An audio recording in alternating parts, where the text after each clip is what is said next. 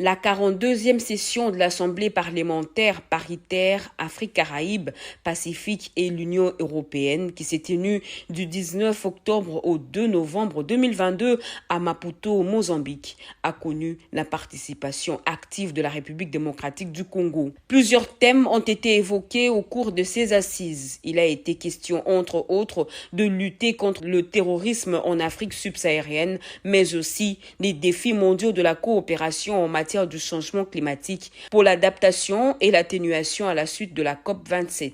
Le président du Sénat congolais, Modeste Bahati Lukwebo, qui a représenté la RDC, a pris la parole à travers une motion incidentielle pour fustiger la situation critique que traverse son pays, la République démocratique du Congo, dont une bonne partie du territoire à l'est, à la frontière avec le Rwanda et l'Ouganda, est occupée par les terroristes du M23, soutenus par le Rwanda.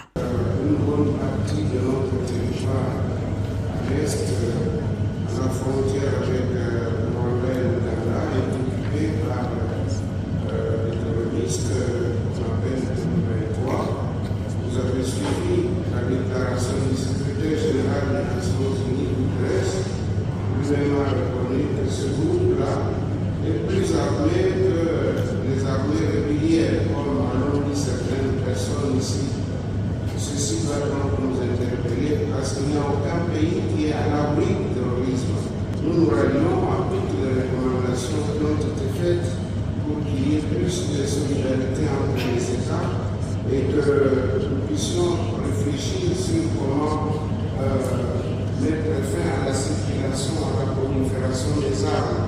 Parce que si, au lieu de donner des fonds sous forme de coopération ou d'aide, vous pouvez regrouper ces fonds-là pour demander des structures pour ramasser les armes et assurer une bonne circulation des armes. Je pense que cela nous donnerait un peu plus d'espoir de stabiliser la situation. Et pour le moment, nous demandons à tous les pays voisins de pouvoir mettre fin au soutien aux groupes des armées, parce que ce qui est chez le voisin peut également avoir une incidence chez soi, comme l'a dit M. Thomas de l'Ouganda. On ne peut pas être en paix lorsque le voisin n'est pas en paix. Intervenant sur le chapitre relatif au changement climatique, Modeste Bahati a rappelé que la RDC respectera ses engagements en termes de l'environnement. Et même pour les projets lancés pour l'exploitation soit du pétrole, soit du gaz, la RDC, sous le leadership du président de la République, Félix-Antoine Tshisekedi Tshilombo, va tenir compte des conditions requises. Modeste Bahati a par ailleurs plaidé en faveur de la répartition juste des fonds devant aider à la stabilisation du climat dans le monde. Il s'est de noter que la délégation du Sénat congolais a mis à profit son séjour à Maputo au Mozambique pour visiter l'ambassade de la RDC dans ce pays.